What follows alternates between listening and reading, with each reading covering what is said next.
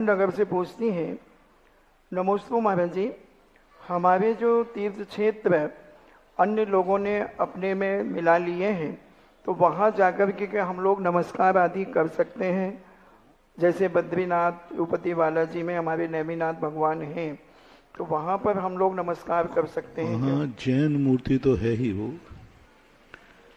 लेकिन अब वर्तमान में जो स्वरूप है उसको एक इतिहास ही अपना बन सकता है। इतिहास साक्षी है और इतिहास के साक्षी के रूप में उस मुद्रा का यदि दृष्टिकोण होवे, वह मुद्रा यदि तुम्हें वीतराग देखने में आवे, तो भली औपचारिक रूप से किया जा सकता है। जब मुद्रा ही खत्म कर दी गई हो तो फिर कोई मतलब नहीं निकलता। मानसी जैन झांसी से पूछती हैं, नमोस्तु महाराज जी। ये मैं जानती हूँ कि माता पिता की इच्छा अनुसार मुझे चलना चाहिए, उनकी बात मानना चाहिए, पर महाराज जी मुझे संयम जीवन में जाना है। मेरे माता पिता संयम जीवन में भेजना नहीं चाहते और गुरुजनों को अपशब्द बोलते हैं, तो मैं अपने माता पिता को किस प्रकार से उनकी आज्ञा का पालन करूं? देखो, संसार के गलत कार्यों में परिवार की आज्ञा की जरूरत रहती है। यदि तुम्हारी दृढ़ता है और तुम पलायन नहीं कर रहे हो, तो आप अपनी दृढ़ता पर कायम रहिए। कभी कभी लोग पलायन करते हैं,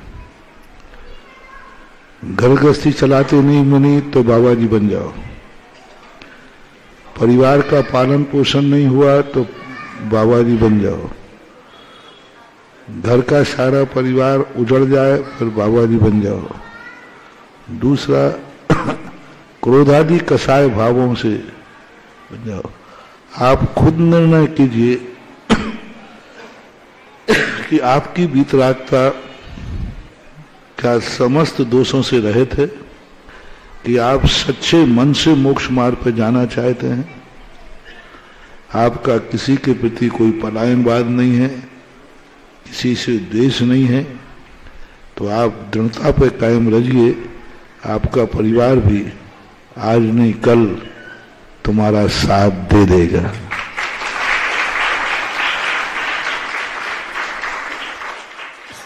सिद्धार्थ जैन खुजराहो से पूछते हैं, नमोस्तु महाराज जी। जो व्यक्ति ये जानते हैं कि ये मिथ्यात है, अब उस मिथ्यात पर भी आस्था रखते हैं, तीन लोग में मिथ्यात से बोला कुछ नहीं है ये भी जानते हैं, तो उनकी गति फिर क्या होगी?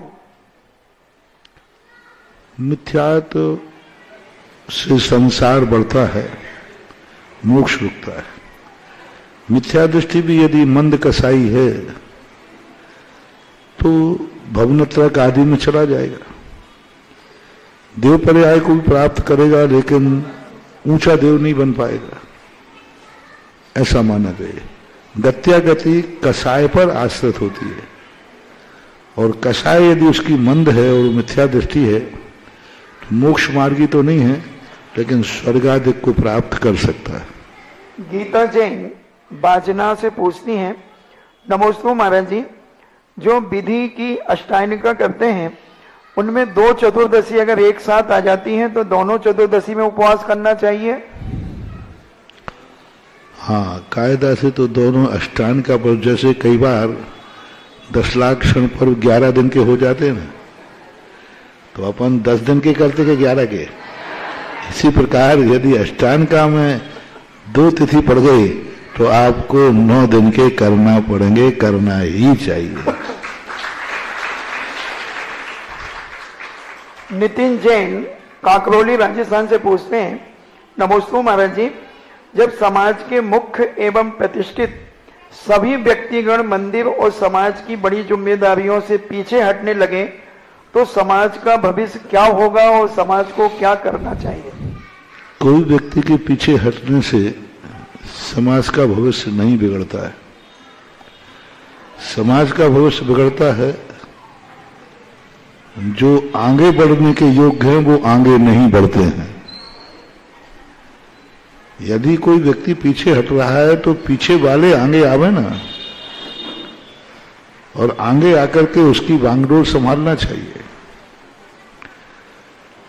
क्योंकि कई बार परिस्थितियां ऐसी होती हैं, समर्थ व्यक्ति पीछे हट जाता है, असमर्थ को आगे आ जाना चाहिए, और वो सच्चे मन से आएगा तो असमर्थ भी समर्थ हो जाएगा। जब झांसी का किला राजा गंगाधर राव के मरने के बाद अंग्रेजों ने मान लिया कि अब इसका कोई वारिस नहीं है, किसी की हिम्मत नहीं है जो हमसे टकरा जाए, जिसकी कल्पना नहीं थी, महारानी लक्ष्मीबाई ने आकर कहा अभी पति मरा है, रानी जिंदा है। क्या गजब की बात है। उस समय उनको विधवा बनाने का भाव चला। जितने पुराने लोग थे, सिर मुड़ा लो, वो क्या कहते हैं, वस्त्र सफेद पहन लो, बहुत सारा ठटकरम होता है। महारानी लक्ष्मीबाई के सामने वह समस्या थी, बहू रानी थी और विधवा को प्राप्त हो चुकी थी, गंगाधर राव का मरण हुआ, पर उसने वैधव्य स्वीकार नहीं किया और जाकर अंग्रेजों के सामने बोले भारत देश में नारी अर्धांगिनी होती है, और अर्धांगिनी का अर्थ होता है बराबर का हिस्सा। राज्य के हमारे पतिदेव मरे हैं, अभी रानी जिंदा है, और रानी जब तक जिंदा है तुम झांसी में प्रवेश भी नहीं कर सकते। आप देख लो, समर्थ व्यक्ति चला गया। जो युद्ध, जो राजगद्दी बड़े बड़े राजाओं की थी, एक महारानी के हौसले ने, एक स्त्री के हौसले ने अंग्रेजों के छक्के छुड़ा दिए। अंग्रेज सारे भारत में यदि किसी से बहुत बार मात खाए हैं तो राजाओं से नहीं, एक नारी से खाए। और ये दो नारियां उस समय थी, एक तो महारानी लक्ष्मीबाई और एक कोछो, यहाँ गांव पड़ता है झांसी के बाद,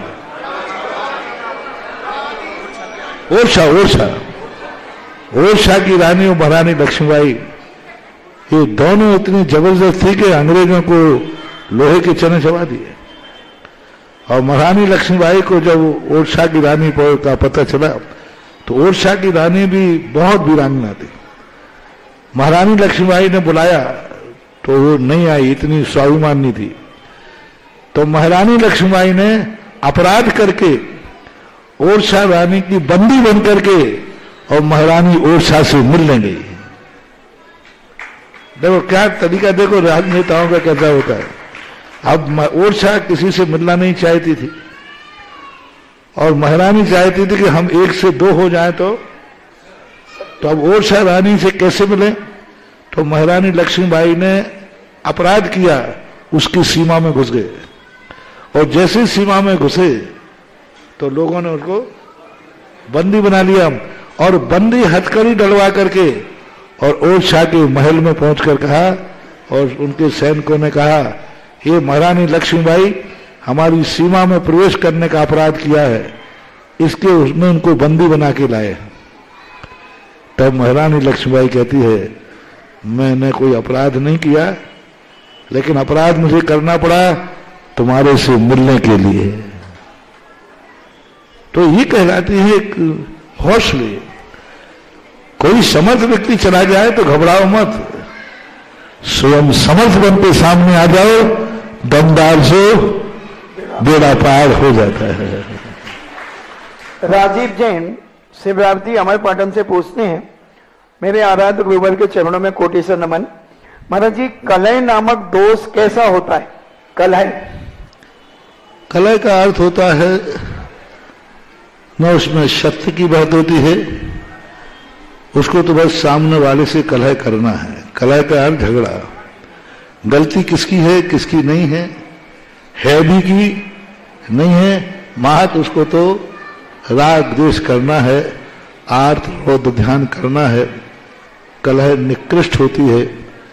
कलह के कारण व्यक्ति जिंदगी में ऐसे कर्मों को बांध देता है कि कोई मुझे सुख भी देना चाहे तो उसको दुख ही मिलता है। रानी जैन उज्जैन से पूछती हैं, नमोस्तु महाराज जी, हमेशा 63 सलाका पुरुष 63 होते हैं, मगर हुंडा और सर्पणी काल में 58 सलाका पुरुष हुए, तो वे कौन कौन से नहीं हुए? एक तो यही हुआ 3 भरत चक्रवर्ती, शांतिनाथ, कुंथनाथ, अरहनाथ, ये 3 व्यक्तियों के पास 63 पुरुषों में से 2 थे। तीर्थंकर भी था और चक्र, और एक महावीर स्वामी का जीव त्रिपृष्ठ हुआ है, त्रिपृष्ठ नाम का अर्धचक्र हुआ है, और वही जीव जाकर के अंत में तीर्थंकर बनते हैं। तो इस प्रकार से ये 4 जीव कम हो जाते हैं।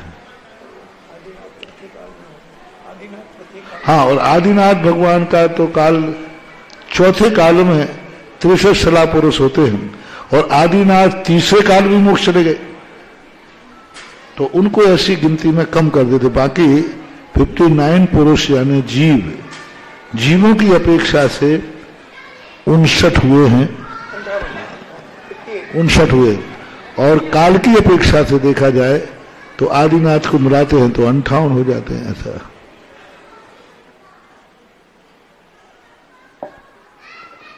ऑफलाइन ऑनलाइन जिज्ञासाओं के उपरांत यहाँ विराजे समस्त श्रावकों की ओर से एवं ऑनलाइन जिज्ञासाओं के माध्यम से सुनने वाले समस्त श्रावकों की ओर से गुरुदेव के चरणों में बारंबार नमोस्तु नमोस्तु नमोस्तु नमोस्तु पूर्वक आइए चलते हैं जिज्ञासाओं के क्रम में। और सबसे पहले जिज्ञासा कर रहे हैं सिंघई मंदिर की महिला मंडल का, महासमिति का समस्त महिला मंडल।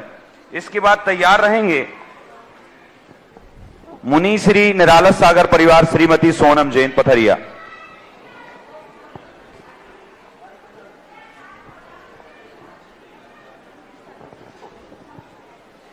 सिंघई मंदिर महिला महासमिति की तरफ से श्री महाराज जी के चरणों में बारंबार नमोस्तु नमोस्तु नमोस्तु, छुल्लक जी के चरणों में बारंबार इच्छामी इच्छामी इच्छामी। महाराज जी, हमारी समिति, हमारी धर्मक से जिज्ञासा है कि नमोस्तु महाराज जी, नमोस्तु। गुरुवर, आपने हम सभी को बताया कि हमारे भाग्य में जितना होता है उतना ही हमें मिलता है, और गुरुवर हमारे भाग्य में हमें आपकी आगवानी कराने का सौभाग्य प्राप्त हुआ। अब गुरुजी, हम यह पूछना चाहते हैं कि गुरुवर, हम अब ऐसा क्या करें कि जिससे हम अपने भाग्य को और पुण्य को और बढ़ा सकें, और आपकी ग्रीष्मकालीन वाचना का सौभाग्य हम सभी को प्राप्त हो। गुरुवर, कृपा शंका का समाधान कीजिए। मैं कभी भाग्य भरोसे रहते ही नहीं, आपने गलत सुन लिया है। मैं भाग्य भरोसे कभी नहीं रहता। मैं तो कई बार, अभी मैंने विगत चतुर्मास में कम से कम 15 दिन 20 दिन प्रवचन दिया। किसी कार्य करते समय यदि ये भाव आ जाए मेरे भाग्य में जो लिखा होगा वह होगा, ये सबसे बड़ा अवसगुन है। ये भाव आ जाए कि भगवान ने जो देखा है वही, ये सबसे बड़ा अवसगुन है। ये आना चाहिए, मैं जो करूंगा वह होगा, ऐसा भाव आना चाहिए। मैं तो ये कहता हूं कि पुरुषार्थ में, इस बाहुबली में वो ताकत है जो भाग्य की लकीरों भी बदल सकता है। अब भाग्य को नकारना नहीं है। भाग्य अपने आप में एक चीज है, वो पूंजी है। जैसे आप लोगों को दुकान पर पूंजी लगाना पड़ती है। अब पूंजी में माल भर करके और दुकान बंद करके बैठ जाओगे तो कितनी मुनाफा होगी? माल पूरा भरा है और दुकान बंद। तो पूंजी के समान भाग होता है, और पुरुषार्थ दुकान खोलने के समान होता है। दुकान खोलना है, दुकान पर ड्यूटी देना है, दुकान पर बुद्धि सावधान रखना है, तो कितने कार्य करना पड़ते हैं। उतने ही बस उदाहरण तुम्हारे लिए दे दिया। भाग्य था कि मैं आ गया, अब दुकान खोल के बोलो बुद्धि चलाओ, पुण्य बढ़ाओ, और अब जो जो करना पड़ता है वो सब करो। हो सकता है, कुछ भी हो सकता है। बंधुओं, जिज्ञासाएं 250 से भी अधिक हैं और हमारे गुरुजी तो यहाँ पर एक ही हैं और समय भी सीमित है, इसलिए बिना किसी परेशानी के आए तो नहीं आए तो जैसे भी क्रम रहेगा अपन व्यवस्थित करेंगे। श्रीमती सोनम जैन इसके बाद तैयार रहेंगे। और कोई भी जय नहीं बोलेगा, सीधा नमोस्तु और जिज्ञासा। श्रीमती सोनम जैन एक समूह से एक ही प्लीज। आगे श्री सुनील जी वेजिटेरियन, पूर्व प्रचार मंत्री कुंडलपुर। इसके बाद तैयार रहेंगे श्रीमती ममता जैन, इमलिया दमोह।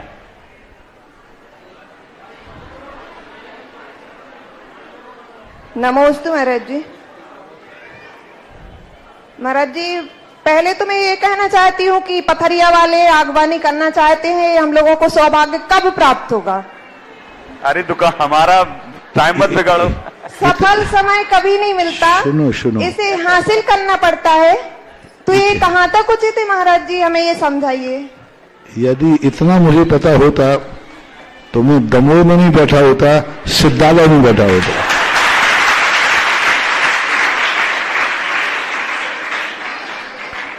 ओम शांति। श्री सुनील जी वेजिटेरियन, पूर्व प्रचार मंत्री कुंडलपुर। इसके बाद शुभम भाई जी, अंजलि सायगढ़। महेंद्र जी भाई आपके साथ ही एक साथ खड़े हो जाइए। महाराज जी के चरणों में नमोस्तु। महाराज श्री अहिंसा वीरस्य भूषणम, अहिंसा वीरों का आभूषण होता है और जैन समाज अहिंसा की पुजारी है। लेकिन आज जो आपने एक बहुत बड़ा यहां पर शंखनाद किया है, व्यायामशाला की जो यहां पर रचना की गई है, जिसके माध्यम से हम अहिंसा की रक्षा कर पाएंगे। क्योंकि कुंडलपुर के बड़े बाबा जिनका चिन्ह वृषभ है, और आप जिज्ञासा करें सीधा। प्रश्न मेरा यह है कि महाराज जी की देश में आज 36,000 कत्लखाने पशुधन को काट रहे हैं। ऐसे में जैन समाज की क्या भूमिका होनी चाहिए और हम अहिंसा की रक्षा कैसे कर सकते हैं? जैनी लोग अहिंसा की परिभाषा नहीं समझ पा रहे।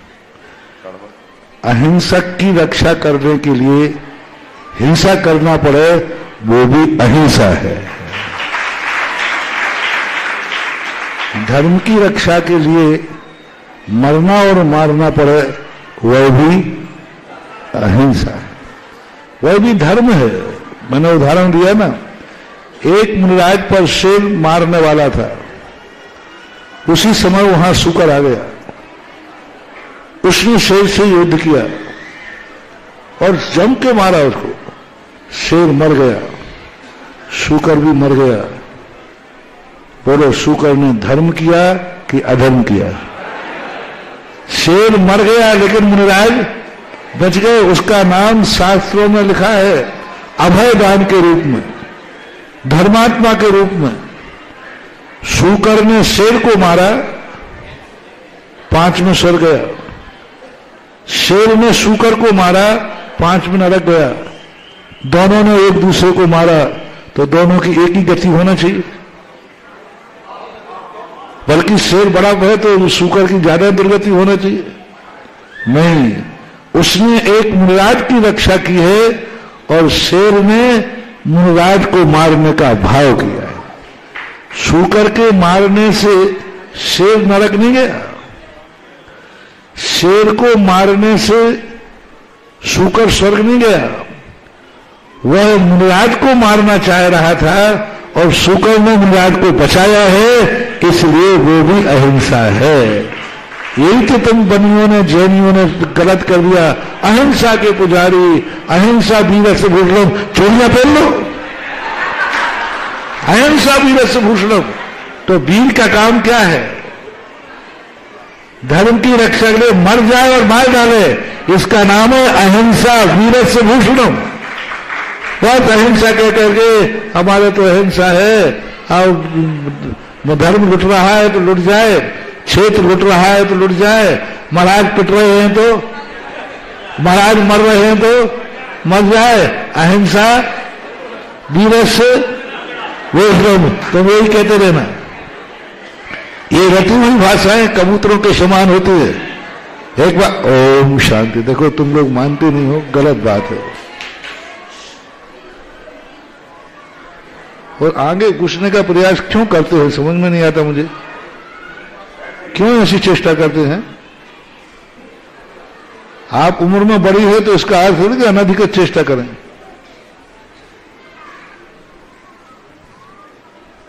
कबूतर थे बहुत सारे, और कबूतरों को एक महाराज ने पढ़ा दिया, देखो कबूतरों, बहेलिया आएगा, जाल बिछाएगा, तुम फंस मत जाना। कबूतर तो कबूतर ही थे, उन्होंने रट लिया। बहेलिया आया, जाल बिछा, सारे कबूतर फंस गए। अब वो कबूतर जाल में फंसे हुए हैं, फिर भी वो क्या चिल्लाते जा रहे हैं, बहेलिया आएगा, जाल बिछाएगा, तुम फंस मत जाना। उन्हीं महाराज के सामने से निकले, वो बहेलिया निकला तो भी वो कबूतर कह रहा है, बहेलिया आएगा, जाल बिछाएगा, तुम फंस मत जाना। ऐसे अपन ने क्षमा वीरस्य भूषणम क्या क्या करके पिट रहे हैं, धर्म लुट रहा है, और हम चिल्लाते रहे क्षमा वीरस्य। क्षमा वीरस्य भूषणम का अर्थ है नहीं कि कायर बन करके चूड़ियां पहन के बैठ जाए।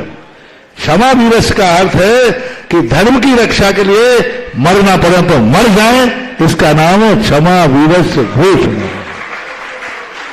अब रही बात जो कट्टी खाने में कट रहे हैं, उनके लिए हम उतना ही कर दे। यदि मेरे मरने पर वो बच सकते हैं तो मर जाओ, लेकिन हम भी मर जाएंगे, वो भी मरेंगे तो फिर बच जाओ। एक बार मैंने गौशाला की बहुत सारी गायों को पकड़वाया था, छोटे छोटे बछड़े थे। उनको ऐसा भाव आया, इनके कटने की अपेक्षा मैंने ऐलान किया, हे सारे कसाईयों, हे सारे बूचड़ खाने वालों, यदि तुम आज से पशुओं को काटना बंद करते हो तो लो, एक बार में मुझे काट लो, मेरी गर्दन काट लो, लेकिन कभी आइंदा पशुओं को मत काटना। तो ये वीरस्य भूषणम है। हम भी मर जाएंगे और पशु भी मरेंगे तो फिर नादानी है। तो ये पशुओं वाला जो मामला है, इस मामले को कानूनन जब संरक्षण मिल जाता है, कानून जब उसे संरक्षण दे देता है, तो आप कुछ नहीं कर सकते। आप मां देख सकते हो, और वो सरकार जब तुम्हारे पास वोट लेने आए तो वोट देने की मना कर सकते हो, इसके अलावा तुम कुछ नहीं कर सकते हो। उसको क्षमा और अहिंसा से नहीं जोड़ना चाहिए, क्योंकि वो कानून के संरक्षण में हो रहा है। नमोस्तु शुभम भाई जी, अंजलि साहगढ़, इसके बाद तैयार रहेंगे SS Mukesh Jain, railway station.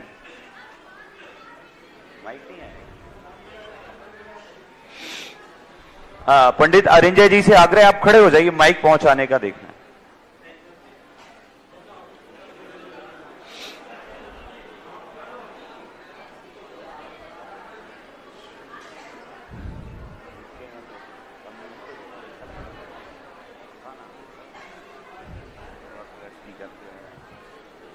नमोस्तु महाराज श्री स्वाध्याय करते समय कोई विषय वासनाओं पर, सांसारिक हो या विषय, कोई भी विषय रुचिकर ना लगे तो उसे छोड़ सकते हैं क्या? छोड़ सकते हैं, कोई बात नहीं। अगली जिज्ञासा के लिए मुकेश जी, इसके बाद तैयार रहेंगे विनीता जैन, बनगांव। गुरुदेव के चरणों में प्रवाह नमोस्तु। गुरुदेव, मेरी जिज्ञासा आपके कल के सुबह के प्रवचन के संबंध में है। जैसा कि आपने कहा था कि मुनिवर कुंडलपुर से आते हैं और कुंडलपुर चले जाते हैं, थोड़ी देर का यहाँ विश्राम होता है। तो गुरुदेव, ऐसा ही हम लोग भौतिक रूप से करते हैं, हमारी स्टेशन पर गाड़ियां आती हैं और चली जाती हैं। लेकिन गुरुदेव, मेरा कहना यह है कि कुछ गाड़ियां बिना शेड्यूल के ग्रीष्मकालीन के लिए स्पेशल और समर स्पेशल चलती हैं, और उन समर स्पेशल में भीड़ को देखते हुए, भक्तों की भीड़ को देखते हुए गाड़ियां रुक जाती हैं जिनका शेड्यूल नहीं रहता। मेरा निवेदन जैन पंचायत, सकल जैन समाज और समस्त भक्त लोगों से है, महानुभाव, क्या पुरुषार्थ जिज्ञासा समाधान है, प्रार्थना समाधान नहीं है। विनीता जैन, बनगांव। इसके बाद तैयार रहेंगे श्री महेंद्र जी चंदेरिया, और जिनका नाम बोला जाता है कोई वो भी अपने स्थान व्यक्ति पर। कहीं की कोई प्रार्थना नहीं करेगा, मात्र प्रश्न करो। सारा जगत सुनने के लिए बैठा है, तुम्हारे दमों के लिए जिज्ञासा समाधान नहीं हो रहा है। सारी दुनिया को जिस बात में रुचि है ऐसे प्रश्न करो जिससे सारी दुनिया को लगे कि मुझे इस प्रश्न से ज्ञान मिला है। सुने, ओम। जिनका भी नाम यहाँ से बोला जाता है अपने स्थान पर खड़े हो जाएंगे, जितने जिससे लोग- आप तक माइक पहुंच जाएगा। ये आगे बैठे हुए बहुत बातें करें, देखो वो मुझे चश्मा बारे में बातें नहीं करनी, बोलिए। जिज्ञासा ऐसी करो, देखो इससे बहुत बड़ा ज्ञान तुम्हें दे रहा हूं।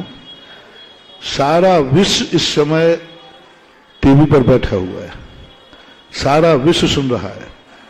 आपके प्रश्न सुनने के बाद सारे जगत के लाखों लोगों को ऐसा लगना चाहिए, ओहो ये प्रश्न इतना अच्छा हुआ, मुझे समाधान मिल गया।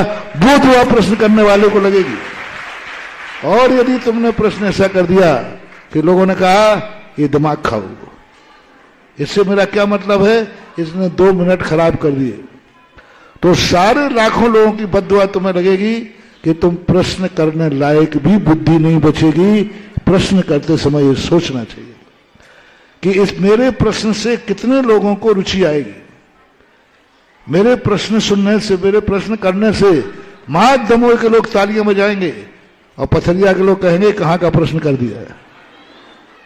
पथरिया के लोग एक जाएंगे बहुत बोकल प्रश्न, बेकार का प्रश्न, ये प्रश्न करो कि महाराज कल उठते तो आज ही उठ जाए तो पथरिया तालियां बज जाएंगी। तो जिज्ञासा में ऐसे प्रश्न करो जिससे सारा विश्व तुम्हारे माध्यम से गुरुमुख से समाधान पाकर के धन्य हो जाए और उसको अच्छा महसूस हो। पूछिए प्रश्न, इसके बाद तैयार रहेंगे महेंद्र जी।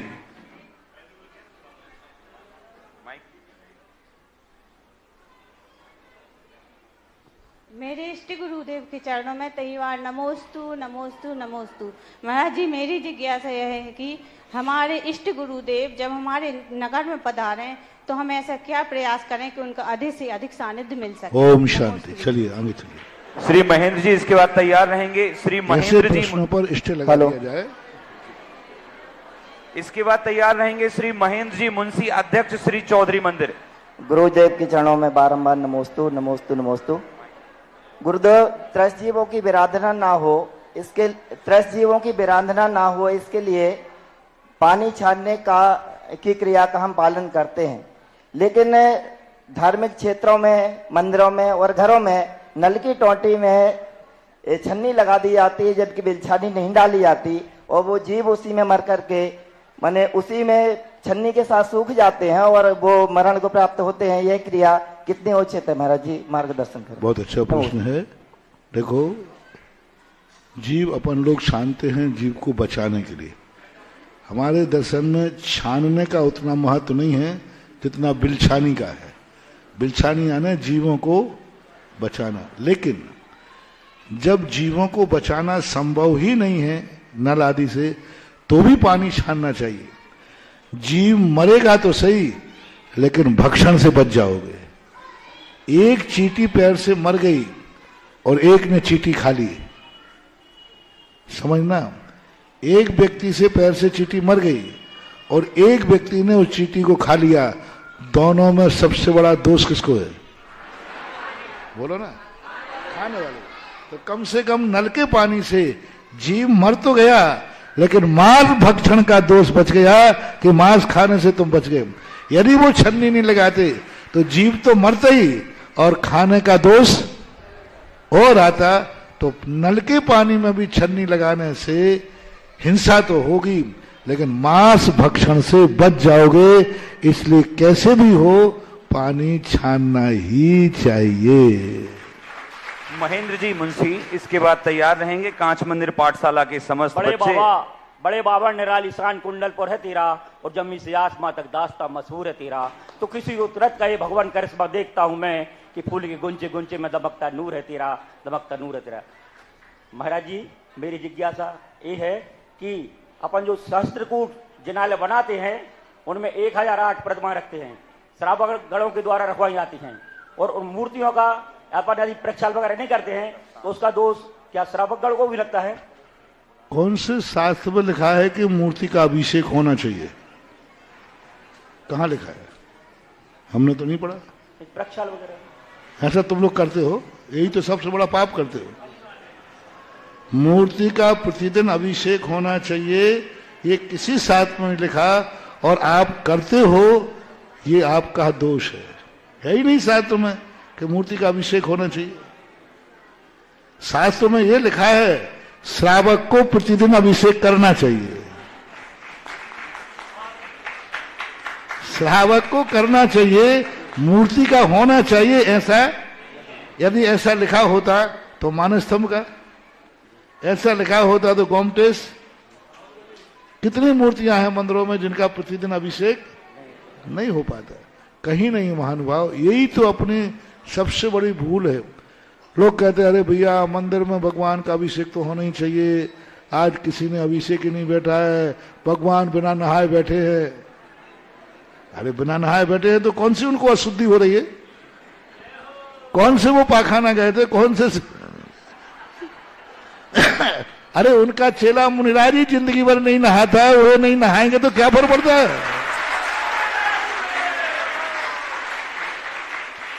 हम भगवान के मुनिराज जी जिंदगी में नहीं नहाते हैं, उनको नहीं नहाएंगे तो क्या फर्क पड़ने वाला है? कोई फर्क नहीं मानो। मूर्ति के लिए अभिषेक होना चाहिए, ऐसी धारणा गलत है। हमें प्रतिदिन अभिषेक करना चाहिए, ये जैनागम का उपदेश है। अब हमें अभिषेक करना है तो हमने एक मूर्ति का कर लिया, एक मूर्ति का, शेष का मार्जन तो इसलिए कर देते हैं, धूल आदि होती है तो वो सब साफ हो जाती। अभिषेक जरूरी नहीं है। सहस्रकूट की मूर्तियों का प्रतिदिन अभिषेक करने में कोई दोष नहीं है। कभी कभार भन होता है कर लेते हैं, नहीं करते तो कोई दोष नहीं है। आप अभिषेक करते हो क्या? बहुत अच्छा, बहुत अच्छा।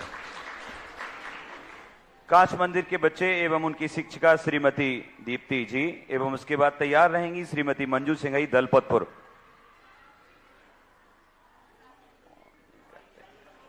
महाराज श्री के चरणों में त्रयबार नमोस्तु एवं छुल्लक जी के चरणों में इच्छामि। महाराज श्री, हमारी जिज्ञासा है कि लड़कियां माता पिता के पैर क्यों नहीं छू सकती, और महाराज जी जो बच्चे प्रतिदिन पाठशाला आते हैं और उसी समय पे जो बच्चे बाहर खेलते हैं, तो जो पाठशाला आते हैं वो बच्चे क्या पाएंगे और जो बच्चे बाहर खेलते हैं वो क्या खोएंगे? नमोस्तु महाराज जी। अच्छा, माता पिता के पैर क्यों नहीं छू सकते? छूना चाहिए। ये बहुत गंदी, मैं कई बार प्रश्न दे चुका हूं। बुंदेलखंड की ये सबसे गंदी परंपरा है कि माँ बाप बच्ची के पैर छूते, मामा बच्ची के पैर छूता है, बड़े बच्ची के पैर। ये बहुत गंदी परंपरा, आगम की परंपरा नहीं है। राजस्थान में ऐसी नहीं है। राजस्थान में उम्र के हिसाब से पैर छुए जाते हैं। बेटा बिटिया जो है, बिटिया अपने मम्मी पापा के पैर छूती है, अपने मामा के पैर छूती है, ताऊ के पैर छूती है, सबके पैर छूती है, बड़े भाई के पैर छूती है बहन, क्योंकि वो बड़ा भाई। और यही आगम की परंपरा है, शास्त्रों की परंपरा है। बुंदेलखंड में तो छोटी सी बच्ची है, दादाजी भी उसी के पैर छू रहे, अरे कन्या है। ये परंपरा बिल्कुल गलत है। कन्याओं से मेरा कहना है, अपने से बड़ी उम्र वालों से कभी पैर नहीं छुआना, और अपने बड़े सी उम्र वालों के सदा पैर छूना, आज ही जाके छूना, देखें क्या होता है। और महाराज जी, आगम की परंपरा नहीं है ये। बुंदेलखंड में पता नहीं कहां से गंदी परंपरा चल गई है, और बहुत पुरानी परंपरा चल रही है, आज की नहीं है। शास्त्र में कहीं भी नहीं है। ऋषभदेव का लोग वर्णन करते हैं, आगम में नहीं है, महापुराण में नहीं है। ऋषभदेव ने ऐसा कहीं नहीं लिखा कि हमारे लिए तुम्हारे पैर पड़ना पड़ेंगे, तुम्हारे कुंवर साहब। और दूसरी परंपरा है कन्या के साथ साथ कुंवर साहब के। अब सास ससुर कुंवर साहब के पैर पड़ेगी साहब। अब सास ससुर कितनी उम्र के हैं बाबू को, और दादा दादी है तो अब वो कुंवर साहब छोकरा कल का, और 50-60 साल के दादा दादी जो माँ के समान नहीं, माँ पिता ही हैं, वो पैर छुएंगे तुम्हारे। कुंद कुंद भगवान कहते हैं अपने बड़ों से पैर छुआने वाला ते होन तो लुल्लु मुया, वो लूला लंगड़ा अंधा और बहरा होता है। इसलिए सारे कुंवर साहब सुनो, बहुत सासुओं से पैर पड़वा लिए, अब कल से सासू के पैर पड़ के क्षमा मांगो। ससुर से पैर पड़वा लिए, अब ससुर के पैर छू के क्षमा मांगो। एक और ससुर को पिताजी कहते, पापा जी यही बोलते ना, और सासू क्या बोलते हो? माँ जी। माँ जी बोल रहे हो, पैर पड़वा रहे हो।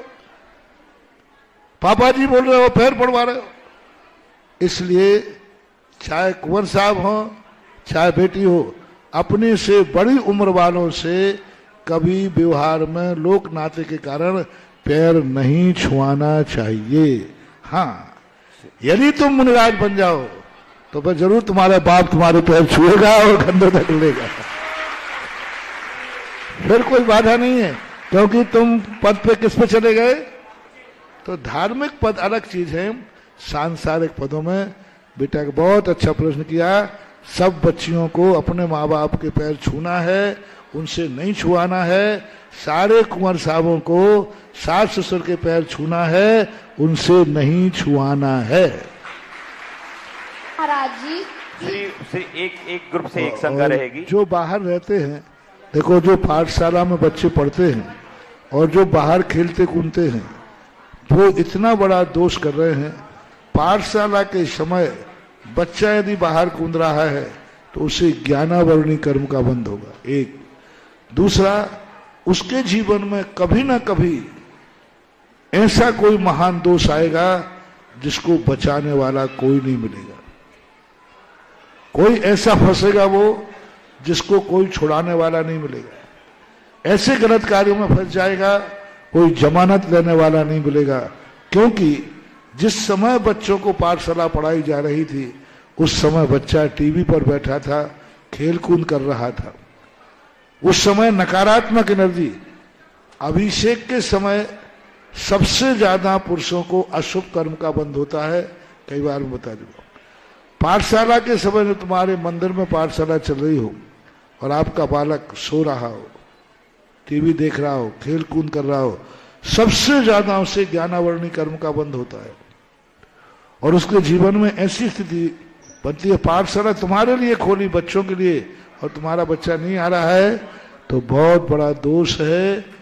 या तो पाठशाला बंद कराओ या बच्चे को पाठशाला भेजो।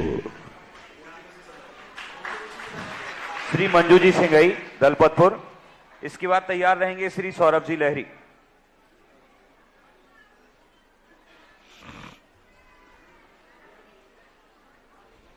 महाराज श्री के चरणों में दलपतपुर समाज से नमोस्तु नमोस्तु नमोस्तु। महाराज जी, हमारी शंका है, जिज्ञासा है कि तीर्थंकर और महापुरुषों के लिए कितनी पीढ़ी तक सोर्स तक नहीं लगती? नहीं, उनको कोई सुविधा नहीं लगता। राजा को, तीर्थंकरों को, महापुरुषों को, इनको एक दिन का भी सूतक नहीं लगता है, क्योंकि इनका पद, इनका पुण्य बहुत व्यापक होता है।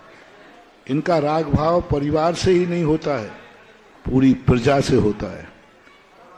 और जिसका राग भाव पूरी प्रजा के प्रति हो तो पुत्रवत कुटुंब के समान राजा प्रजा को अपना कुटुंबी मानता है, इसलिए राजा को कोई सूतक नहीं लगता है। सौरभ जी लहरी, इसके बाद तैयार रहेंगी ब्रह्मचारिणी नीलू दीदी एवं ब्रह्मचारिणी डॉक्टर पारुल दीदी कोतमा। पूज्य मुनिश्री के चरणों में नमोस्तु, सुलभ जी के चरणों में इच्छामी, भैया जी को वंदना। महाराज जी, हमारा क्वेश्चन जिज्ञासा ये है कि जिनके घर में अदर कास्ट की मैरिज होकर शादी होती है बच्चों की, लड़कों की, वो आहार देने के पात्र हैं या नहीं है? उनको क्या दोष लगता है? इसमें बहुत बार बोल चुके हैं महानुभाव, हजारों बार बोल चुके हैं। वो नहीं है, उद्दंड हैं। कर्म ने जब उन्हें जो जाति दी थी, कर्म की वह जाति को स्वीकार करना चाहिए। ये अनुशासनहीनता है। अनुशासन का दंड यही है कि नहीं देना चाहिए, नहीं लेना चाहिए। पता नहीं रहता है कि इनके यहाँ ये ऐसा है, पता नहीं, आहार दे रहे हैं, वो उनको क्या दोष लगेगा? देखो, पता नहीं रहता है तो साधु को कोई दोष नहीं, देने वाले को दोष है। कमलेश जैन, कमलेश जैन इमलिया। इसके बाद तैयार रहेंगे पुलकित जैन सेठिया बिजौलिया से।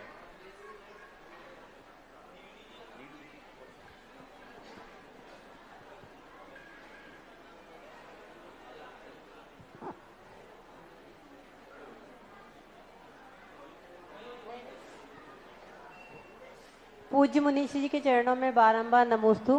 पूज्य छुल्लक जी के चरणों में बारंबार इच्छामि। महाराज जी, हमारी जिज्ञासा है, पुण्य और पुरुषार्थ में कौन श्रेष्ठ है और क्यों? पुण्य दो रूप में है, एक कर्म के रूप में है और सम्यक पुरुषार्थ भी तो पुण्य ही है। पुण्य का अर्थ है जो हमें पवित्र करता हो, निर्मल करता हो। जहाँ जो क्रिया हम करें उस क्रिया से मेरी पवित्रता आती हो, तो ऐसा पुरुषार्थ ही श्रेष्ठ है।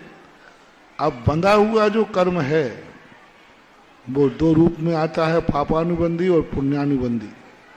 पापानुबंधी जो पुण्य है वह तो सर्वथा है ही, लेकिन पुण्यानुबंधी पुण्य है तो वो हमारे पुरुषार्थ में सहयोग ही करता है।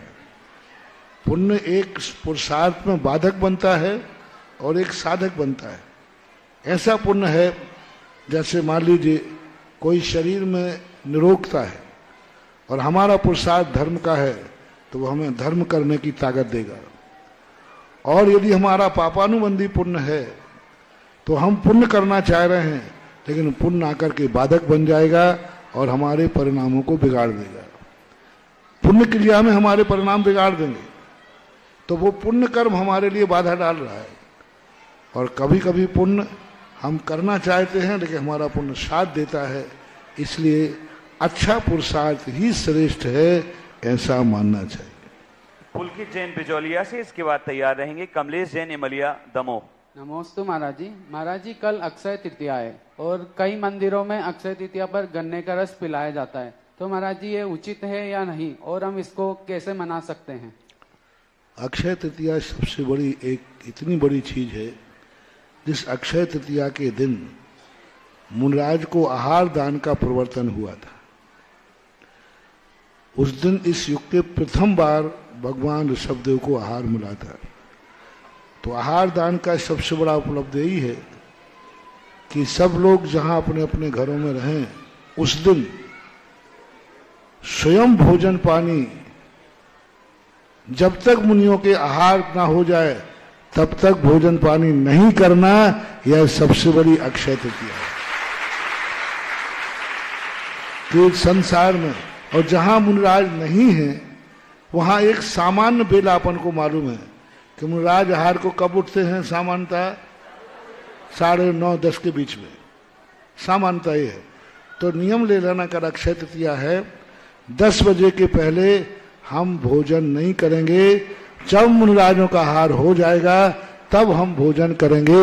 ये सबसे बड़ी अक्षय तृतीया के प्रति समर्पण भाव है। सब मुनिराजों के आहार हो जाए निरंतर, अपन 10 बजे का टाइम लास्ट मान रहे, कोई के आगे पीछे हो रहा है वो कुछ मतलब नहीं है। 10 बजे सामान्य मान लेते हैं, 10 बजे के बाद ही हम घर में भोजन पानी करेंगे। एक बात। दूसरी बात है कि हम उस समय ये भावना पड़े कि हे भगवान, जहां 3 लोक में मुनिराज हो उन सबके आहार निरंतराय हो। तीसरा नियम करें कि जो दुर्भाग्य ऋषभदेव के बीच में आया, हमारे कारण भगवान के कर्म का उदय नहीं था, भूल श्रावक की थी कि वो नवदा भक्ति करके नहीं जान रहा था। अपन नवदा भक्ति करें, विधिवत आहार दें, फिर अंतराय आ जाए तो अंतराय है। जब हम आहार देके ही नहीं जान रहे हैं तो किसका अंतराय है? श्रावक का। देवें और फिर ना लेवें तो बात लगे, हम देना ही नहीं जानते। तो हे भगवान, हमारे कुल में, हमारे वंश में कभी ऐसा ना हो कि हम मुनिराज आहार को आए और हम आहार देने की विधि ही भूल जाएं। चौथा कारण है, कल अक्षय तृतीया पर नियम लें, हम अपनी जिंदगी में ऐसा कोई कार्य नहीं करेंगे जिस कारण से मुनिराज हमसे आहार लेना बंद कर दें। सबसे बड़ा नियम, सबसे बड़ा नियम है ये सारे भारत के लिए बहुत बड़ा बालक ने प्रश्न किया, भारत के लिए बहुत बड़ा। अब ऐसे प्रश्न हैं जिन प्रश्नों से सारे विश्व को कितना बड़ा संदेशा मिल रहा है। सारे भारत को कल नियम लेना है, अपने बेटा बेटियों को नियम दिलाना है कि अपनी जिंदगी में ऐसा कर्म कभी नहीं करेंगे जिससे हम मुनिराज को आहार देने लायक भी ना रहे। अब किन किन कारणों से आहार नहीं दे पाओगे? मैं शराब नहीं पीऊंगा, मैं व्यसन नहीं करूंगा, मैं रात्रि आदि भोजन नहीं करूंगा, बेटा बिटिया कुंवारे हैं, हम इस प्रकार के शादी विवाह नहीं करेंगे जिससे हम मुनिराज को आहार देने लायक ही न रहें। ये नियम कल अक्षय तृतीया के दिन सारे भारत का हो जाए तो अक्षय तृतीया तुम्हारे लिए फल जाएगी, सफल हो जाए। और कल सबको सुबह उठ करके यही विचार करना है, यही मंदिर में नियम लेना है कि मैं अपनी जिंदगी में कभी ऐसा कार्य नहीं करूंगा जिससे मैं मुनिराजों को आहार देने से वंचित, दे पाए या ना दे पाए वो बात अलग है, हम देने लायक ही नहीं रहेंगे। नहीं, हमने जैन कुल में जन्म पाया है और हम आहार देने लायक हमारे कर्म ने हमें बनाया है। जब मैं जैन कुल में आया हूं, आहार देने लायक हूं, तो जिंदगी के अंतिम श्वास तक हम आहार देने लायक बने रहेंगे। ये मैं नियम लेता हूं। ये अक्षय तृतीया का उपहार, राष्ट्र के नाम संदेश, जैनियों के लिए उपदेश नहीं, आदेश मान लो तो कोई बड़ी बात नहीं। गुरुदेव, आपका उपदेश और पत्थर की लकीर के समान होता है। दमोह के लिए निश्चित रूप से सारे उपदेश स्वीकार्य हैं, और जो आपने आज दोपहर में संरचना रची है गुरुदेव, वो तो भारत के इतिहास में अमर हो गया। उसी से संबंधित अगली जिज्ञासा के लिए तैयार रहें श्री महेंद्र जी करुणा, और उसके बाद तैयार रहेंगे श्री संतोष जैन, द्वादश वर्षीय संयोजक।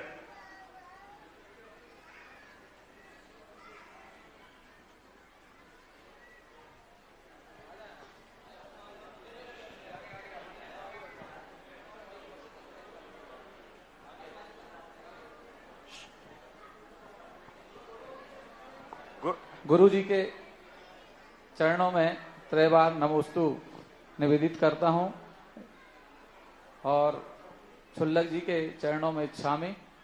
गुरु जी, मेरी जिज्ञासा ये है कि कर्म बड़े होते हैं कि भगवान बड़े होते हैं, और अगर कर्म भगवान बड़े होते हैं तो भगवान क्यों कर्मों ने क्यों सताया? उनकी इतनी हिम्मत कैसे हुई उनके पास आने की? बड़ा छोटा कोई नहीं होता है, जिस समय जिसका मौका पड़े वो बड़ा हो जाता है और छोटा हो जाता है। जिसकी भैंस उसी की, जिसकी लाठी, काऊ काऊ समय कर्म आत्मा दावे छे, काऊ काऊ समय आत्मा कर्म पछाड़े छे। गुजराती एक कहावत है, कभी कभी कर्म आत्मा को दबोच लेते हैं और कभी कभी आत्मा कर्म को पछाड़ देती है। तो ये तो मौके की बात है कि यदि जब आत्मा कमजोर हो जाती है तो कर्म हावी हो जाता है, और कर्म कमजोर हो जाता है तो आत्मा उनको नाश कर देती है। ये दोनों में खेल चलता रहता है। श्री संतोष जी, द्वादश वर्षीय समझ संयोजक छात्रगण। इसके बाद तैयार रहेंगे श्री रिंकू सिंघई, श्री संतोष जी सिंघई। पूज्य मुनि पुंगव सदासागर जी महाराज के चरणों में त्रैबार नमोस्तु नमोस्तु नमोस्तु।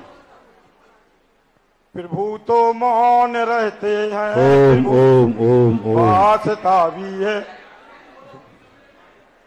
पूज्य गुरुदेव, मेरी जिज्ञासा है कि आपके द्वादश वर्षीय स्वाध्याय से पूरे देश में लाखों लोग अध्ययन कर रहे हैं। पूज्य ज्ञान सागर जी महाराज ने कहा है कि ज्ञान भार स्वरूप है क्रिया के बिना। तो जो लाखों लोग स्वाध्याय कर रहे हैं तो वो अपने जीवन में उसको किस प्रकार से उतारें कि अपने आत्मा का कल्याण कर सकें? ज्ञान को इसलिए कहा है, रावण के पास ज्ञान इतना था कि श्री राम को भी अपने लक्ष्मण को ज्ञान लेने भेजना पड़ा। लेकिन वह ज्ञान आचरण के विरुद्ध होने से उसको अपने लंका में ही हारना पड़ा। रावण अपने मंत्रियों से पूछता है, क्या बात है, मैं उम्र में बड़ा हूं, मैं बल में बड़ा हूं, मैं धन में बड़ा हूं, मैं ज्ञान में बड़ा हूं, फिर भी मैं क्यों हार रहा हूं? और मेरे देश में युद्ध हो रहा है, मेरी लंका में युद्ध हो रहा है और वहां मैं हार रहा हूं, और वो विदेशी हैं, अयोध्या के थे, शक्ति ज्यादा नहीं है, सेना ज्यादा नहीं है और ज्ञान में भी मेरे समान नहीं है, फिर भी मैं वो क्यों जीत रहे हैं? तो मंत्रियों ने कहा, राजन आपके पास सब कुछ है पर चारित्र नहीं है, उनके पास कुछ भी नहीं है लेकिन चारित्र है, सत्य है। तुम असत्य के लिए लड़ रहे हो, वो सत्य के लिए लड़ रहे हैं। तुम अधर्म के लिए लड़ रहे हो, वो धर्म के लिए लड़ रहे हैं। तुम एक नारी का जीवन बर्बाद करने के लिए लड़ रहे हो, वो एक नारी का जीवन बचाने के लिए लड़ रहे हैं। बस इतना सा अंतर है। और यही बात पूज्य ज्ञान सागर महाराज ने कही, ज्ञान के साथ साथ शक्ति प्रमाण आचरण भी होना चाहिए। बिना आचरण के ज्ञान घास फूस के समान होता है, जैसे रावण का। रिंकू जी सिंघई, इसके बाद तैयार रहेंगी कुमारी मुदिता पारस भवन। 12 वर्षीय पाठ्यक्रम का अध्ययन करती हूँ, यह परीक्षा के निमित्त से अध्ययन करती हूँ, तो ये धर्म क्रिया मानी जाएगी कि नहीं?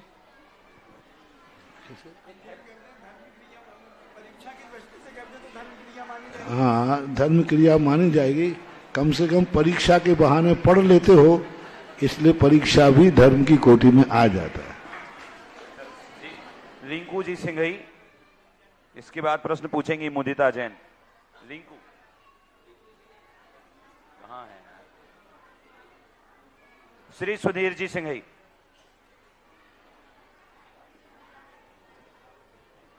पूज्य मुनिवर श्री सदासागर जी के चरणों में बारंबार नमोस्तु निवेदित करता हूं। क्षुल्लक महाराजों के चरणों में क्षामी निवेदित करता हूं। पूज्य मुनिवर, मेरी जिज्ञासा ये है कि वर्तमान इतिहास में जितनी यश और कीर्ति आचार्य गुरुवर विद्यासागर जी महामुनि राज की देखी गई है, उनके समाधिस्थ होने के बाद भी, तो ये उनके ज्ञान के कारण या उनके तप के कारण या वो हमेशा परनिंदा से बचते रहे, इसके कारण उनकी इतनी ख्याति रही है कि पूर्व कर्म के कारण उनको इतनी ख्याति प्राप्त हुई। आचार्य श्री के ख्याति होने के कारणों को यदि मैं गिनाऊं तो पृथ्वी कम पड़ जाएगी और समुद्र की स्याही कम पड़ जाएगी। किस कारण को देखूं, जहां देखो कारण ही कारण थे। ज्ञान में देखूं तो महान, चर्या में देखूं तो महान, आंखों में देखूं तो महान, कानों से सुनूं तो महान, मुंह से बोले तो महान, हाथ उठ जाए तो महान, कदम उठ जाए तो महान। कहाँ कहो,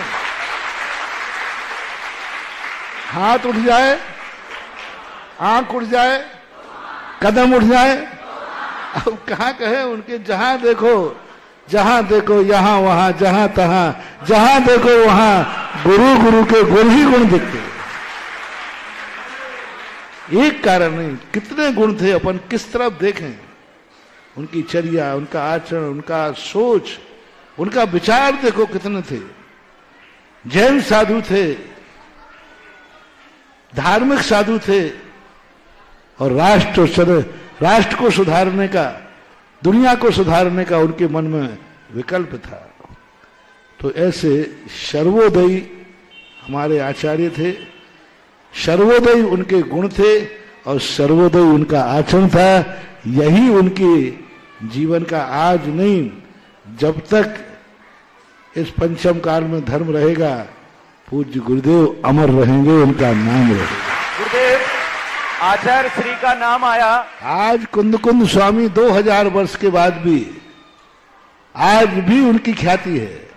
आज कुंद भगवान का नाम लेते ही सबके हाथ जुड़ जाते। ऐसे ही हजारों साल तक जब भी आचार्य श्री का नाम आएगा हर व्यक्ति का मस्तक झुकेगा। ये उनके गुणों के गिनती नहीं कर सकते। कोई एक कारण हो तो बताऊं, वहां तो कारणों पर कारण भरे पड़े थे। ऐसा गुरुदेव, आज आचार्य श्री का नाम आया और हिंदुस्तान के इतिहास में पहली बार हुआ जब आचार्य श्री स्वयं आज दोपहर के युवा संवाद के कार्यक्रम में आए। अब वो कैसे आए ये तो गुरुदेव आपके ही मुख से सुनेंगे। आए और उन्होंने आशीष दिया कि आप जो कार्य कर रहे हैं निश्चित रूप से वो दैदीप्यमान होकर पूरे हिंदुस्तान में फैलने वाला है। वो कार्य क्या हुआ, वो कार्य क्या हुआ ये आपको जानना होगा, जिसमें आचार्य श्री स्वयं आए। और कैसे आए? प्रकृति ने जिनका स्वागत किया, बादल नम होकर जिनके स्वागत कर रहे थे, वर्षा होकर जिनकी आगवानी कर रही थी, ऐसे जब आचार्य श्री आए तब मुनि श्री के मुख से क्या घोषणा हुई वो मैं आपको बताना चाहता हूं। गुरुदेव, आज आपके युवा संवाद के माध्यम से दमोह के लिए एक बड़ी विशाल सौगात मिली है और यह सौगात केवल दमोह के लिए नहीं, दमोह से फैलती हुई पूरे हिंदुस्तान में जाएगी। और हिंदुस्तान में अब जैन दर्शन के लोग, जैन श्रावकगण कभी भी अपनी रक्षा के लिए पीछे नहीं हटेंगे। आज जैन दर्शन की शिक्षा के माध्यम से गुरुदेव ने तलवार चलाने के लिए, गुरु अपनी रक्षा के लिए, जैन दर्शन की रक्षा के लिए क्या उपाय किए जाएं, जो उपदेश दिया, उस उपदेश के कारण से आज के युवा उत्तेजित हुए और उन्होंने नियम लिया कि निश्चित रूप से गुरुदेव आपने जैसा किया है वो दमोह में होकर रहेगा। और जो गुरुदेव कह दें वो पत्थर की लकीर होता है, क्योंकि आपके गले में, आपके कंठ में साक्षात सरस्वती विराजती है और वही हुआ।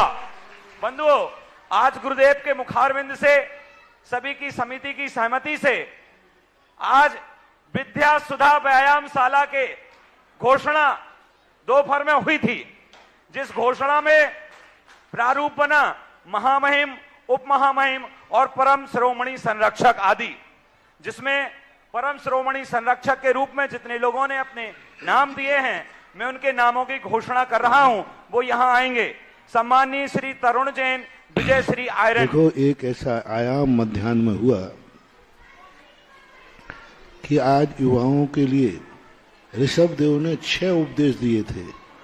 असी, मसी, कृषि, वाणिज्य, शिल्प और विद्या। तो 5 तो जीवित हैं जैनियों में। कृषि, मसी का अर्थ होता है लिखा पढ़ी, स्याही से संबंधित, वो जीवित है। कृषि भी जीवित है, व्यापार भी जीवित है, विद्या शिल्प भी जैनियों में आ गया। यानी जैनी शूद्र तक के काम करने लगे। विद्याएं, शिल्प, ये सामान कार्य करना, खाती का, बाड़े का, तेल पेलना, तेली करवाना, ये सब काम करने लगे। बड़ी बड़ी मिलें खुल रही हैं, ये सब काम है। लेकिन ऋषभदेव का जो पहला उपदेश था वो कौन सा था? असी, वो जैनियों के हाथ में से खत्म हो गया पहला उपदेश। क्योंकि जैनी अपने आप को भूल गए कि ये बनिया नहीं है, ये छत्री हैं और छत्री का प्रथम शस्त्र है असी। ऋषभदेव ने दिया था, कोई अपन छोटे मोटे आदमी के हाथ से नहीं ले रहे। और ऋषभदेव ने कहा था कि असी, आज इस कलयुग में धर्म की रक्षा बिना तलवार के संभव नहीं है। तलवार चलाना सिखाया, प्रथम कर्म बताया, पहला कर्म बताया। वाणिज्य और विद्या बाद में कर्म बताया। पहला कर्म बताया कि तुम पहले धर्म और धर्मात्मा की रक्षा करो। वो जानते थे कि तलवार जब भी चलेगी कोई मरेगा, लेकिन वो ये भी जानते थे कि जैनी के हाथ से तलवार चलेगी तो कोई धर्मात्मा बचेगा। सैनिक 24 घंटे मारने का भाव करता है, उसे हिंसक बोलते हो कि रक्षक बोलते हो? रक्षक बोलते हो। ऐसे ही जैनियों के लिए, जैनी के हाथ में जब भी तलवार होगी, वो ये मत कहो कि वो किसी को मारेगी, ये कहो कि वो किसी धर्मात्मा की रक्षा करेगी। राष्ट्र की रक्षा के लिए किसी को मारना पड़ता है तो भी वो रक्षक ही कहलाता है। धर्म और धर्मात्मा की रक्षा के लिए शस्त्र चलाना भी पड़ता है तो हिंसा नहीं मानी जाती, वो अहिंसा ही मानी जाती है। इसलिए क्षमा वीरस्य भूषणम, जैसे भाव एक ने कहा था ना, ये पहनकर चूड़ियां नहीं पहनना है, क्षमा वीरा भूषण कह करके हाथ में तलवार लेकर निकलना है। यह है क्षमा वीरस्य भूषण। हाथ में तलवार है और मन में धर्म की रक्षा करने का भाव है। यह है क्षमा वीरस्य भूषणम। क्षमा अंदर का भाव है, वीर हाथ में तलवार है। यह है क्षमा वीरस्य भूषणम का भाव। ऐसा नहीं कि धर्म मिटता जा रहा है, मिटा जा, चलो अपन तो क्षमा करते हैं, वो कायर है। इसलिए आज जगह जगह व्यायामशाला होना जरूरी है। मात्र एक गर्भपूर्ण व्यायामशाला जो ललितपुर की पहले बहुत अच्छी थी, अभी भी है, और ये व्यायामशालाएं हर नगर में खुलना चाहिए। और उसके साथ दो कार्य बने, जिम भी खुलना चाहिए, शरीर भी स्वस्थ रहे, और जब शरीर बलिष्ठ रहेगा और शस्त्र लेकर बाजार में निकलेगा तो अच्छे अच्छे आताताई तो बस ही भाग जाएंगे। तो आज उसका पूरे जिले के लिए संदेशा दिया, लेकिन उसके लिए एक संगठन चाहिए। संगठन के लिए धन चाहिए। बिना धन के कोई कार्य होने वाला नहीं है। धन की इतनी बुराई मत करो कि धन रूठ जाए। धन को सिर पर मत बैठो कि वो तुम्हें कुचल देवे।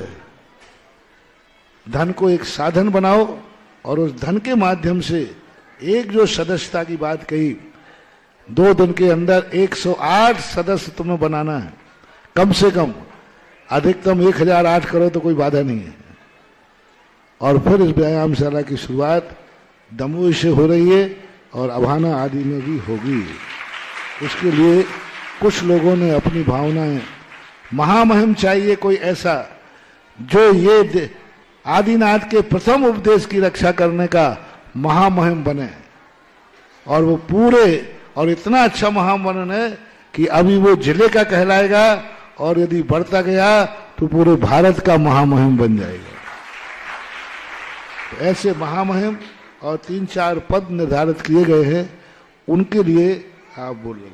गुरुदेव, आज आपने जो उपदेश और आशीर्वाद दिया, निश्चित रूप से आज हिंदुस्तान की जनसभा धन्य हो गई, जिसके लिए आचार्य श्री स्वयं उत्तर दिशा से आए। कैसे आए ये तो आप लोग आपस में बात करके जान लीजिएगा, पर उन्होंने जो आशीष दिया प्रकृति के माध्यम से, उस आशीष में 4 प्रकार के सदस्यों का निर्धारण हुआ है। इस व्यायामशाला में 4 प्रकार के सदस्यों में प्रथम सदस्य रहेंगे, सदस्य नहीं वो महामहिम होंगे, जिनकी राशि रहेगी 100 कलश। इसके बाद द्वितीय पद है उप महामहिम, जिसकी राशि रहेगी 51 कलश। एवं तृतीय सदस्य जो रहेंगे परम शिरोमणि संरक्षक। इन तीनों का किसी प्रकार का चुनाव नहीं होगा।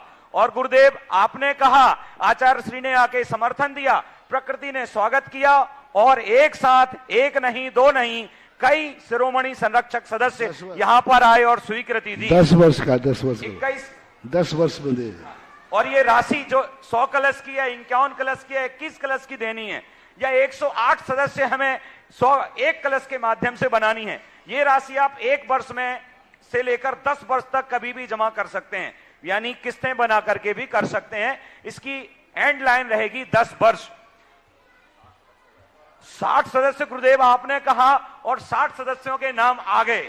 108 कहे हैं आपने गुरुदेव, पर आप जहां विराजे, निश्चित रूप से जंगल भी हो तो वहां मंगल होने लगता है, अतिशयकारी मंदिर बन जाते हैं, मूर्तियां प्रकट होने लगती हैं। हम और आप तो 1 मंजिल नीचे जाने में डरते हैं। गुरुदेव ने हम सबके भले के लिए संगी जी में जब 6 मंजिल नीचे गए और भयंकर विकराल सर्प देवता बनकर इंतजार कर रहे थे, जो भी लोग साथ गए डरकर पहली मंजिल से लौट आए, पर गुरुदेव 6वीं मंजिल तक गए और श्री जी को बाहर लाए, दर्शन कराए। ऐसे अतिशयकारी, ऐसे चलते फिरते देवता, ऐसे परमोपकारी संत को जब दमोह में सौगात मिली है तो दमोह पीछे हटेगा नहीं। और आपके आशीर्वाद से आज 60 सदस्य बने हैं, और यही सदस्य कल 160 होंगे। और राशि बिल्कुल भी नहीं है, 1 कलश की राशि से आप संरक्षक सदस्य बनेंगे, पर 100 कलश की राशि से आप महामहिम, 51 कलश की राशि से आप उप महामहिम और परम शिरोमणि संरक्षक 21 कलश की राशि से बनेंगे। बंधुओं, 21 कलश की राशि के साथ परम श्रोमणी संरक्षक बनने का सौभाग्य प्राप्त किया है। मैं चाहूंगा कि ऑनलाइन यहां पर आकर गुरुदेव का आशीर्वाद प्राप्त करें। सर्वप्रथम श्री तरुण जैन विजय श्री आयरन आए, इसके बाद श्री प्रिंस जैन आरके जैन। जोरदार तालियों के साथ इस युवा शक्ति की मित्रों, लोग कहा करते थे कि दमोह में बहुत समाज हैं, ग्रुप्स बने हुए हैं। मित्रों, ऐसा बिल्कुल नहीं है। आज गुरुदेव जब पधारे तो ये बहुत समाजें एक हो गई और पूरा दमोह गुरुदेव के चरण सन्निधि में एक होकर आया। और दमोह ने एक होकर आकर के जो घोषणा करी है, निश्चित रूप से दमोह के इतिहास में अमर हो गया ये। इसी प्रकार तृतीय परम श्रोमणी संरक्षक सम्माननीय श्री राहुल जैन बनवार, जोरदार तालियों के साथ स्वागत करते हैं। एवं परम सम्माननीय श्रोमणी संरक्षक में एक और नाम हमें प्राप्त हुआ है, सम्माननीय श्री तरुण जी सराफ, जोरदार तालियों के साथ स्वागत करते हैं। इसी के आगे और चलते हैं, सम्माननीय श्री आकाश सेठ अक्षत सेठ, इन्होंने भी परम श्रोमणी संरक्षक के रूप में अपनी स्वीकारता दी है, वो भी आगे हैं और गुरुदेव के सामने आशीर्वाद ग्रहण करें। और गुरुदेव हमेशा आगे रहने वाले सदस्य, अगले सदस्य सम्माननीय श्री महेंद्र जी करुणा सुनील वेजिटेरियन परिवार, इन्होंने भी परम श्रोमणी संरक्षक सदस्य बनकर यह सौभाग्य प्राप्त किया है। जोरदार तालियों के साथ स्वागत करते हैं। इसी क्रम में परम श्रोमणी संरक्षक सदस्य बनकर सम्माननीय श्री मयंक जी गोयल ने भी यह सौभाग्य प्राप्त किया है। मैं पुनः घोषणा कर दूं, गुरुदेव ने जैसा निर्देशन दिया है उसी निर्देशन के अनुसार ये परम श्रोमणी संरक्षक हैं। किसी की भावना है कि मुझे दमोह का वास्तविक नेतृत्व करना है, किसी की भावना है कि हिंदुस्तान के इतिहास में पहली बार जो एक कार्य हुआ है, इस कार्य का नेतृत्व जैसे तीर्थंकर की सभा में श्रेणिक चक्रवर्ती होता था, महाभारत में श्री कृष्ण जी हुए, वैसे ही दमोह की इस समाज में इस व्यायामशाला के माध्यम से नेतृत्व करने के लिए महामहिम की राशि है 100 कलश, और 100 कलश की राशि आप 10 वर्ष में दे सकते हैं। अगर कोई अपनी नाम घोषणा करवाना चाहता है तो अपने नाम प्रेषित कर सकता है। आप सोच रहे होंगे ये है क्या? ये केवल व्यायामशाला नहीं है। श्री दिगंबर जैन वीर विद्यासुधा व्यायामशाला में वाचनालय, कॉलोनी, मंदिर आदि की भी योजना बन सकती है। अगर दमोह का ये सौभाग्य रहा तो निश्चित रूप से यह गुरु जी के ही सानिध्य में संपन्न होने वाला है। मित्रों, यह जो उपक्रम आज हुआ, यह जो सौभाग्य दमोह के लिए गुरुजी के सानिध्य में मिला, मैं चाहूंगा कि श्री दिगंबर जैन पंचायत के अध्यक्ष श्री सुधीर जी सिंघई सम्मानीय परम श्रोमणी संरक्षकों का पट्टोड़ाकर श्रीफल भेंट करके स्वागत करें। मित्रों, हाँ मित्रों, इतना बड़ा इतिहास में काम हुआ है। ये केवल दमोह नहीं, अभाना, जबेरा, इस तरफ आप जाएंगे तो मड़िया दो, कई समाज के लोग दोपहर में आए और उन्होंने स्वीकारता दी। अब यह कार्यक्रम कैसे चलेगा, इसका रूपरेखा निर्धारण कैसे होगा, इसके लिए गुरुदेव की ही सन्निधि में जो इसके सदस्य थे, जो इसके संरक्षक सदस्य थे, संरक्षक सदस्य बनने की राशि है 1 कलश, जिसके 60 नाम हमारे पास आ चुके हैं। इन 60 नामों के अलावा इसकी अस्थायी समिति अभी बनाई जा रही है। इस अस्थायी समिति में सम्माननीय श्री अमरदीप जैन लालू, सम्माननीय श्री प्रिंस जी, श्री जीतू मलैया, लकी जी गांगरा, दिलेश जी चौधरी, पंकज जी मुंशी, श्री राम जैन, राहुल जी बनवार, अमित जैन, किट्टू जी, श्री सुधीर जी सिंघई, श्री अनुराग जी जैन सेरा, श्री मुकेश जी, श्री सौरभ जैन खजरी पारस, श्री विवेक जी मोदी, श्री अजीत जी मोदी, श्री अमित त्यागी एवं श्री सौरभ लहरी, ये समस्त लोग जिम्मेदारी पूर्वक हर 2 दिन में आपकी प्रक्रिया कहां पहुंची ये करेंगे। मित्रों, इस अस्थायी समिति के संयोजक सम्माननीय श्री लालू जी, सम्माननीय श्री आरके जैन सर एवं श्री प्रिंस जी। मैं चाहूंगा कि ये जो मैंने 11 नाम बोले हैं मंच पर आए और गुरुदेव के समक्ष अपनी भावना रखें। मैं फिर से नाम ले रहा हूं। संयोजक 2 लोग हैं, श्री आरके जी, श्री अमरदीप जी लालू। श्री प्रिंस जी, जयती जी, लकी जी गांगरा, जीतू मलैया, दिलेश जी चौधरी, पंकज जी, श्री राम जैन, राहुल बनवार, अमित जैन, श्री किट्टू जी, श्री सुधीर जी सिंगई, श्री मुकेश जैन ठेकेदार, श्री अनुराग जैन सेरा, श्री सौरभ जैन खजरी पारस, श्री विवेक जी मोदी, श्री अजीत जैन मोदी, श्री अमित त्यागी, श्री सौरभ लहरी और श्री दिलेश जी चौधरी, ये आगे आए और प्रतिज्ञा लें। मेरा आग्रह है, जो लोग बैठे हैं प्लीज बैठे रहें, अभी 5 मिनट का कार्यक्रम और बाकी है, अपने स्थान से न उठें। इस धरती के देवता विराजे हैं और आप भी विराजिए। और मैं चाहूंगा कि आज की आरती भी यही लोग करें, पर आप लोग बैठे रहेंगे, आप लोगों को अपने स्थान से उठना नहीं है, क्योंकि गुरुदेव विराजे हैं। अमरदीप भाई, मेरा आग्रह है कि आप अपनी बात श्री आर.के. जैन सर के माध्यम से गुरुदेव के समक्ष रखेंगे।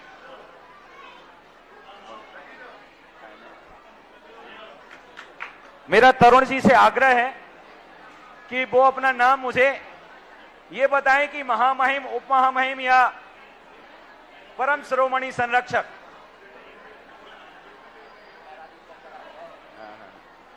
प्रिंस,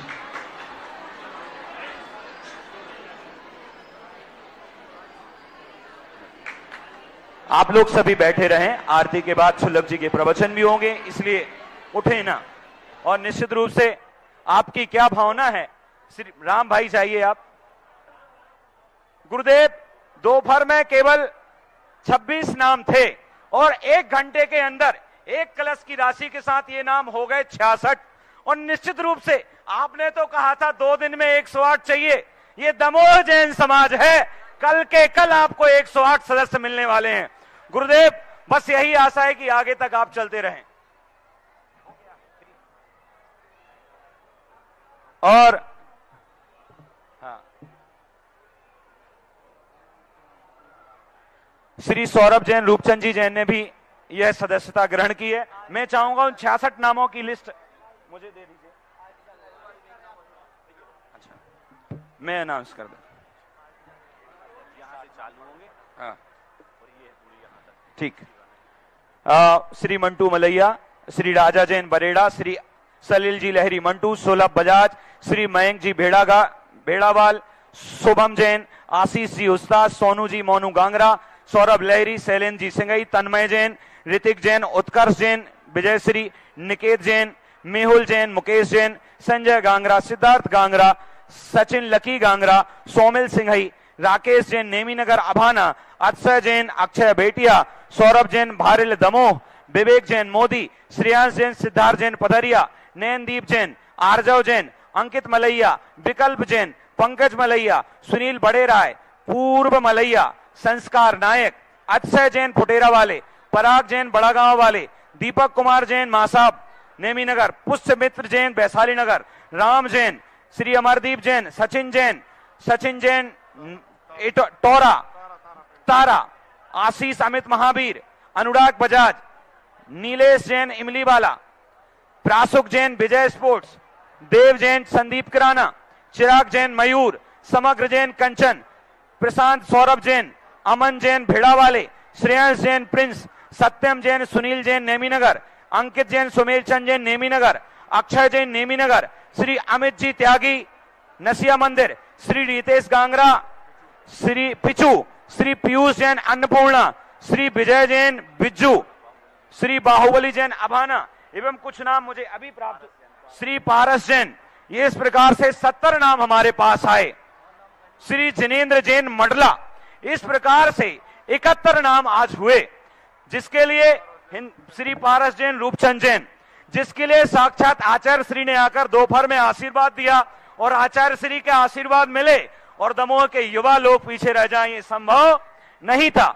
निश्चित रूप से जैसे ही नाम मिलेंगे, कल प्रारंभ में इन नामों की पुनः हम घोषणा करेंगे। आज की आरती के लिए व्यायामशाला के समस्त सदस्यों से आग्रह है,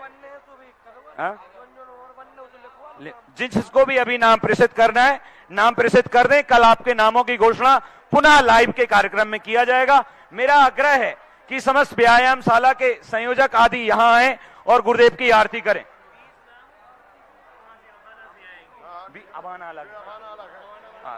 चलो चलो चलो, भैया आरती शुरू करें। विद्यासागर की गुण आगर की शोभा